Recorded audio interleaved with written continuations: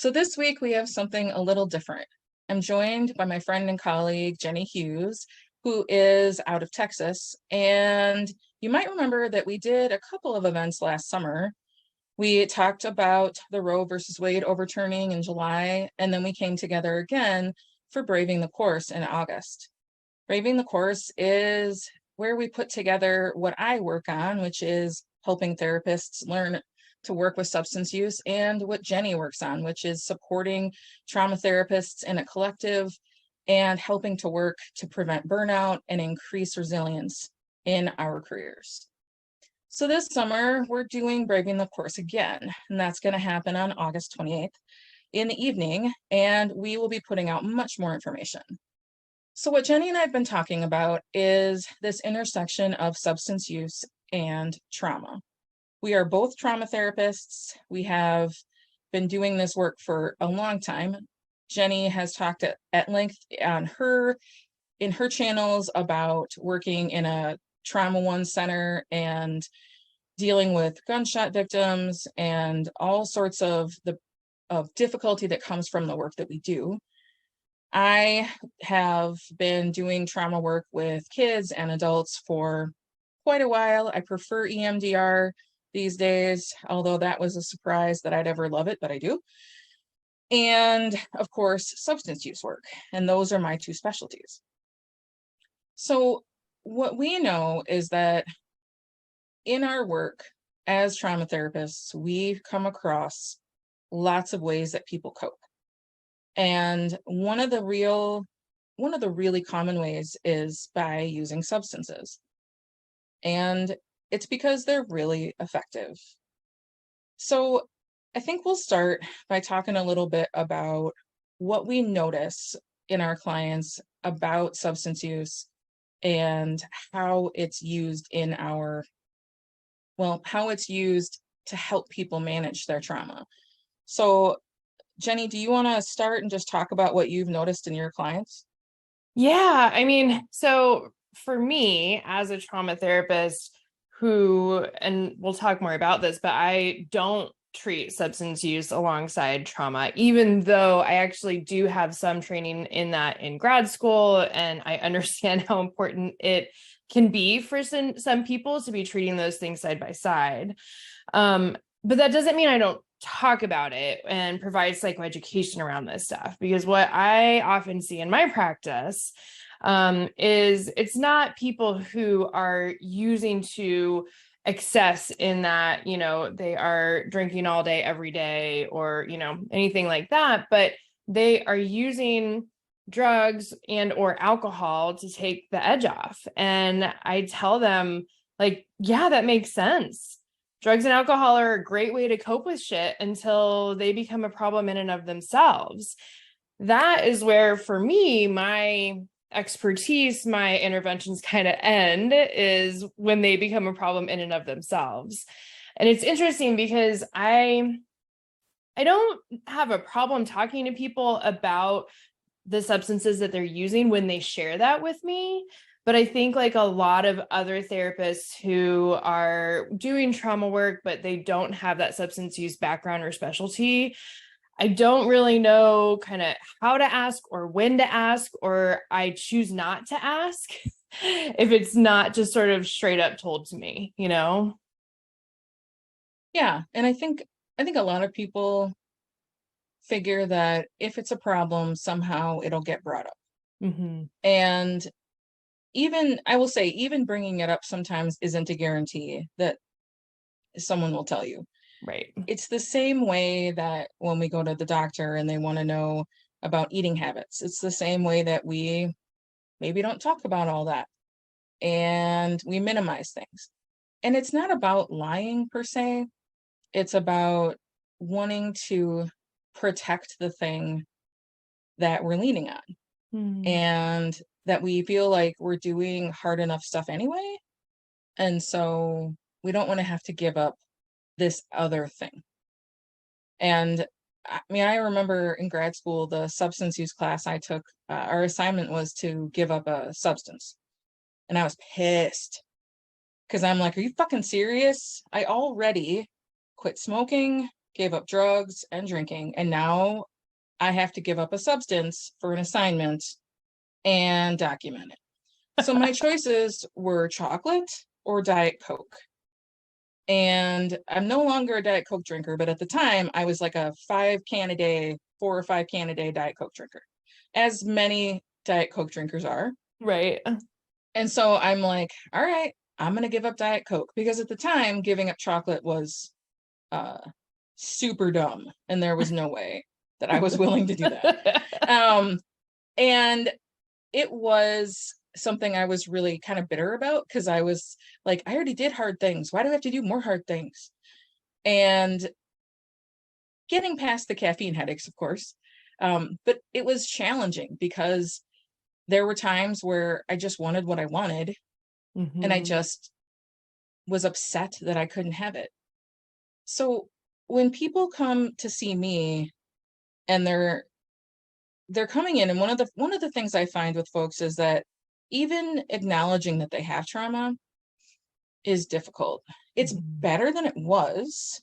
People talk about it more readily than they did 10 years ago, but it's still, I'll get on my intake form, I ask what types of trauma have you experienced? And it's very brief, but sometimes people will say none. Okay. And so then as we're talking, and they're telling me about family, and they're like, well, my dad was a raging alcoholic. And I'm thinking, okay. It's entirely possible that their parent, who was a raging alcoholic, protected the family from their use. It is possible, I suppose, but not likely. Right. And so, but usually that's because people's view of trauma is that it has to be like you're a combat vet, or you've been severely assaulted, as opposed to all of these other ways. And so having that discussion is something I think we get used to, of delving into what was this like? How did you experience this? When it comes to substance use, the reason I think it goes together so closely with trauma is that a lot of trauma happens in childhood, pre-18. Yeah. And if we look at the next age range, I'm going to say young adult, 18 to 25, right? And so during that time, there's normal experimentation of substances, because using substances is super normal. People and humans have been using substances since humans began. And age of first use nationally is about 11 or 12 right now. And when I was in high school, it was closer to 14, I think. And that would have been in the mid 90s. And so around the time that people are starting to experiment, trauma may have already happened or is going to happen. And so there's all this access to substances, specifically alcohol and weed. Right. And the thing about those is that they are immediately effective. Like, if you don't want to feel, you don't need to feel. And that's certainly how my use started and I'm a person in long-term recovery, but that's certainly how my use started. And it was a very conscious decision of, this is some bullshit. I don't like how I feel. I'm going to get high, and I'm going to stay high. And it works. And until it doesn't, of course, but nobody knows and or cares about that at that point. Because it works so well. Right. It absolutely and I think at that time in people's lives too, it becomes part of connection with their peers, right? It is typically, especially in those early stages, done together. Like most, I think, I don't know, you tell me, I am not the expert here, but I think for most kids and teens, when they first start using, they're using with someone else or another group of friends, and it's like a social thing. And I know that that's how it was for me anyway. And so there's this other layer of, not only does it numb things out and make me feel better, but then I'm surrounded by other people who get me, who understand, who are kind of like doing the same things. And that's super important for teenagers.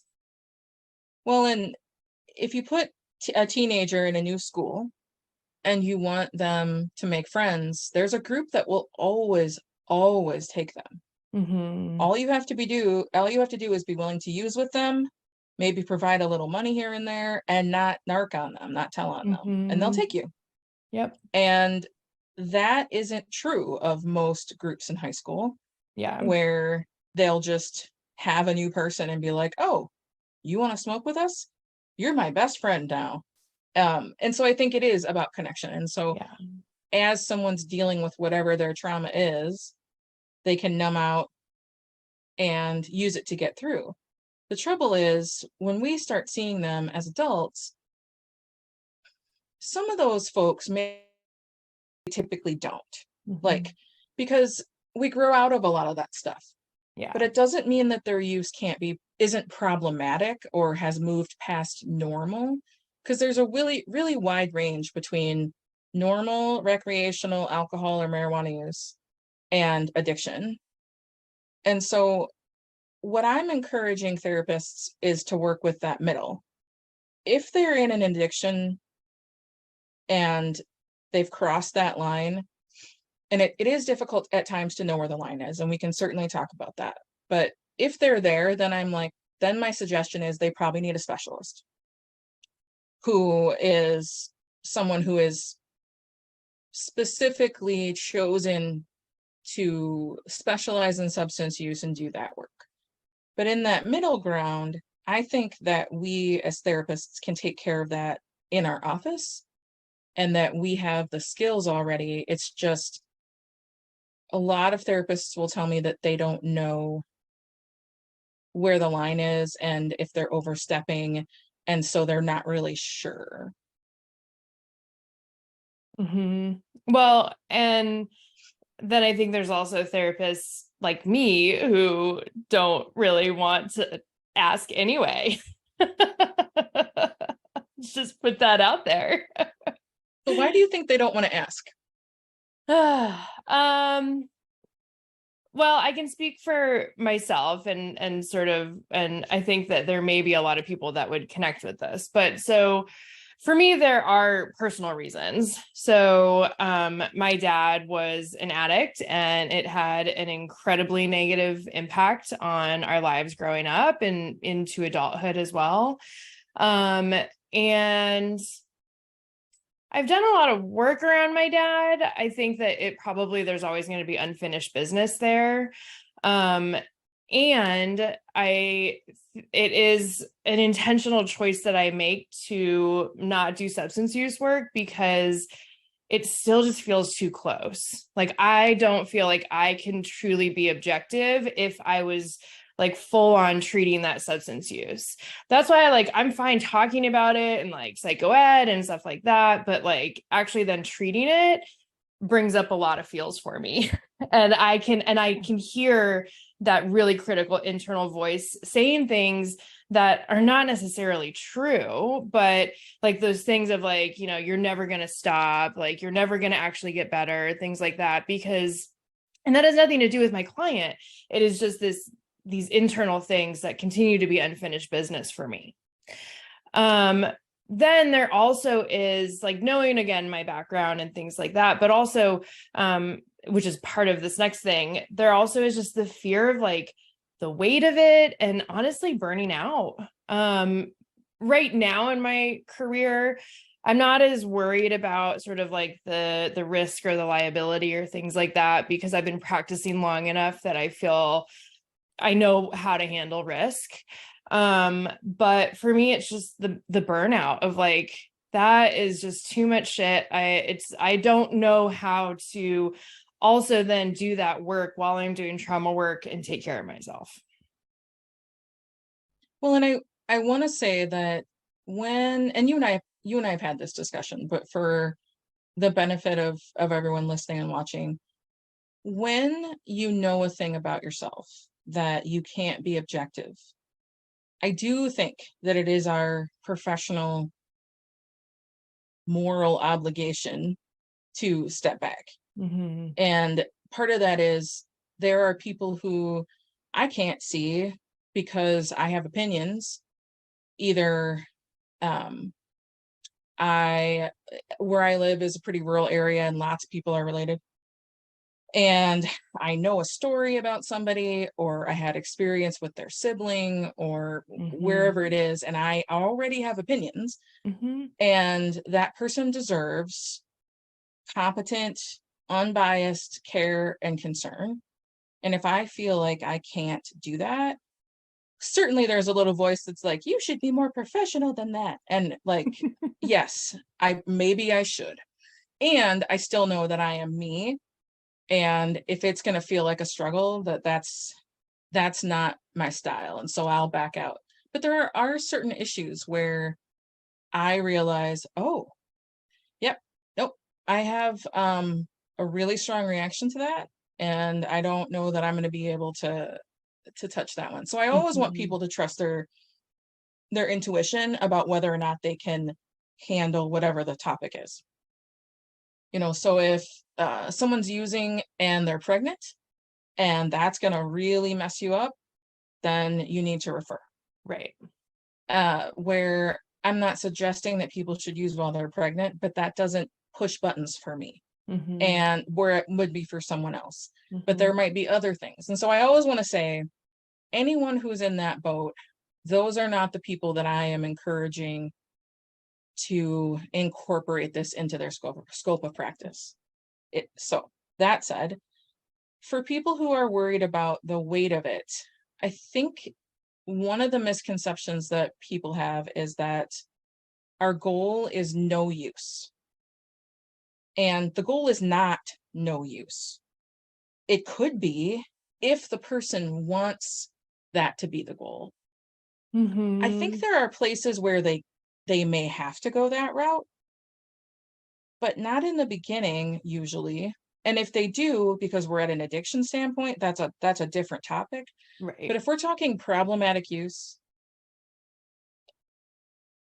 I think the wiser choice is to go with, I guess, more of a harm reduction model.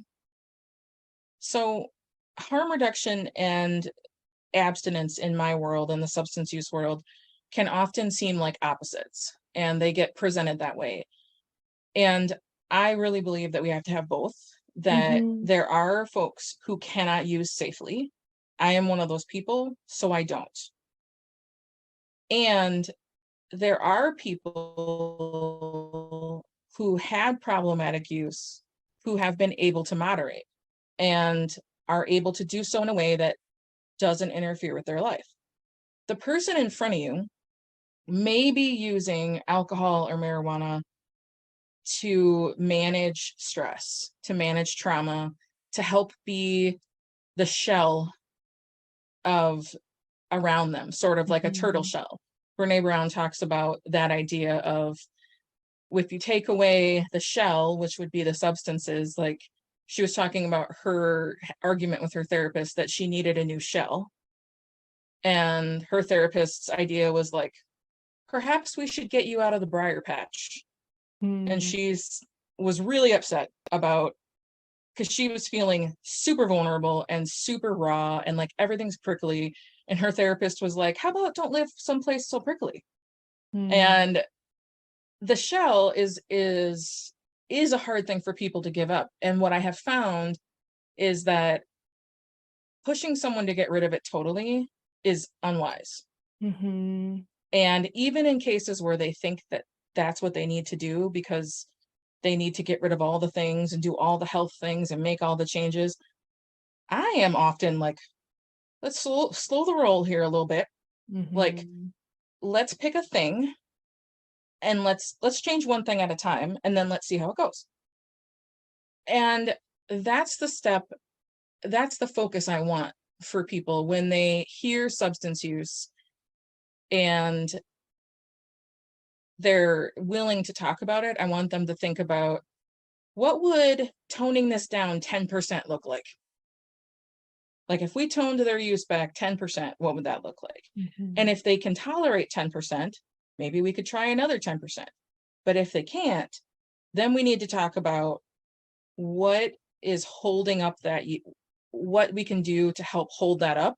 Because if that's load-bearing substance use, so to speak, like we can't just take it out Right. Because at this level, it's not going to kill them, most likely.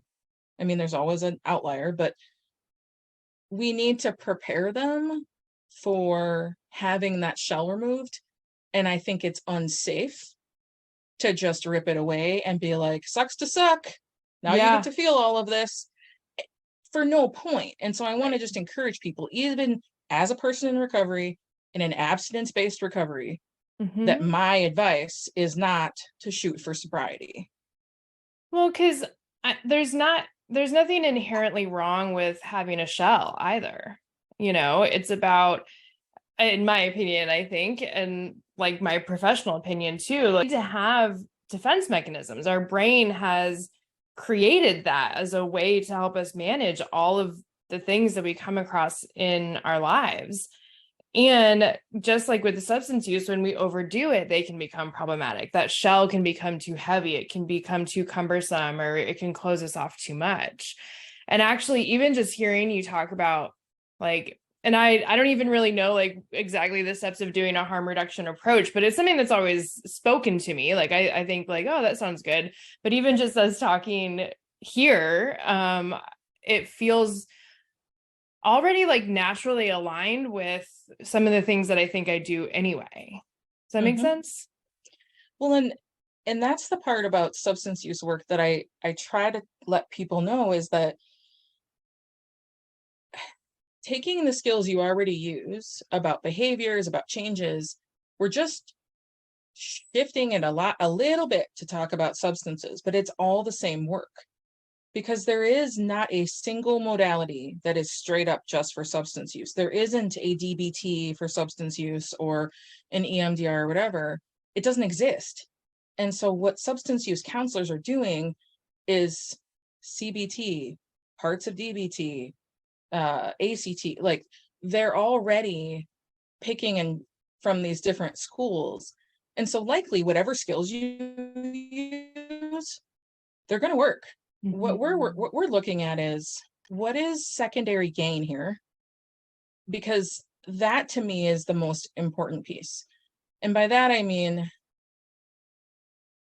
the substance use might be causing problems. Like they're spending the weekend, they spend a day or two having to get over a hangover every weekend and they hate that. Mm-hmm. Or they wake up feeling like they're not rested because they're drinking to go to sleep and it means they're not getting enough reparative sleep.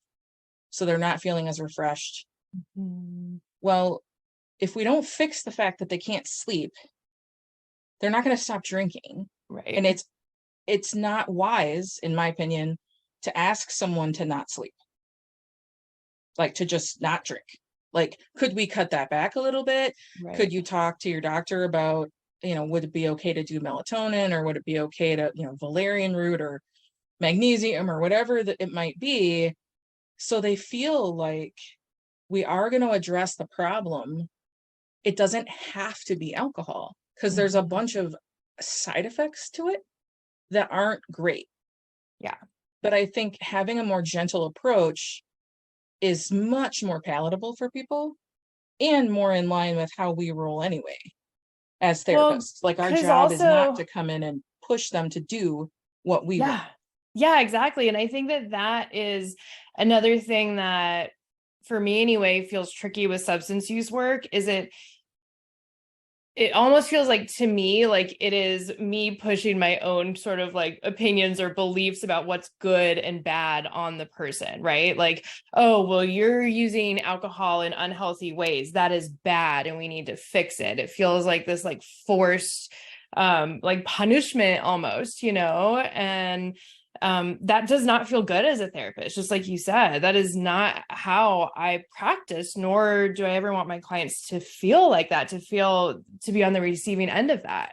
So for me, I think the thing I'd want to tell therapists is that the chance that your person who has trauma has used substances to cope is extremely high. Whether they are currently or not, I don't know, but they certainly probably have. And the goal would be, are they doing that now? Because if they are doing that now, it depends on the level, but it really is going to get in the way. At some point, it's going to get in the way because it's a secret, and secrets are not great long term, at least to our, in terms of ourselves. Like, we don't want our people hiding things from themselves and or us, if we can help it. Because I can tell you that as someone who had problematic using, there's lots of secrets, and it's so much better to not have them. Like, it is so powerful to not be afraid to have people know stuff. Yeah. The one thing I would say is that when it comes to talking about their substance use, you're coming at it from a point of, I just want to see what the situation is, and then you can tell me how you feel about it. If you think it's fine and you don't want to touch it, then we won't touch it. If there are potential things I'm seeing, I might mention it. But if they don't want to talk about it and they don't want to change that, it's not my job to make them change it. My job is to help hold up a mirror if there are things that are problematic and that I think this might get in the way. And so for those yeah, folks who are not using in dangerous ways, letting them be in the driver's seat. Yeah, absolutely. If there's a real risk, I might mention something. And even if they were using even in my line of work where I work with addiction, I don't badger them. I don't push them. I don't badger them. I don't anything. I talk about risk and tell them my concerns. I do make sure they're not coming to session high, even on weed. Like, we need to be emotionally present. And then otherwise we let that go. I just find that trying to move people through the stages of change faster than they're ready is pointless. Absolutely pointless. And so for our trauma therapists and people who are working in that area, I would encourage them to find out just the parameters of it. How much, how often, is it ever difficult? Do they ever feel like it's causing a problem for them? And once they know that, they can find out if the person wants to change anything about it. And then you just pick one small area, like I had said before, like 10%. How can we turn, if they want to, how do we turn this down 10%? Lots of people can handle that rather than how do we turn this off? And so that's the piece that I think, if therapists were willing to kind of just tiptoe into this arena, knowing that we're looking for small changes and we're looking to see how it affects their day to day. And if it works well, then we see if they want to move forward another 10% or not. And if not, that's cool. We just stay. There is no marker for sobriety or not. This is all about what the person is able and willing to do. And I want them to have compassion on themselves. And there's no shame to be had here. And what we do to cope with trauma, it is creative and it is built to keep us alive and to survive. What I would prefer is that people get to use their coping skills by choice, rather than reflex. And that's always the goal. And substance use, if they continue, like they're going to keep, drinking every now and then or smoking weed or whatever, I just want them to choose it rather than I feel pain, I have to use. That's the piece that if we could uncouple those, that feels a whole hell of a lot like freedom to me. I agree. And I think it is easier said than done, which is why we were doing Braving the Course, right? And especially just for the therapist, taking the edge off those questions of even learning about, how much, when, why, things like that. That's a huge thing that we're going to be sharing during Braving the Course this year. Yeah. And I think it's important for the concrete tools, and you're really good at that, at giving people techniques and concrete tools. And, I want to be able to share with people the main questions that I feel like are really useful, that if they only have a couple questions asked, these are the ones that I recommend and why. And so I'm excited to share that with them. Yeah. So I think for today, we're going to wrap up here. And we'll see you all next week for the next installment as we get ready for Braving the Course on August 28th. If you haven't registered yet, head over to betsybyler.com/braving the course and you can register there. Thanks so much. Have a great week.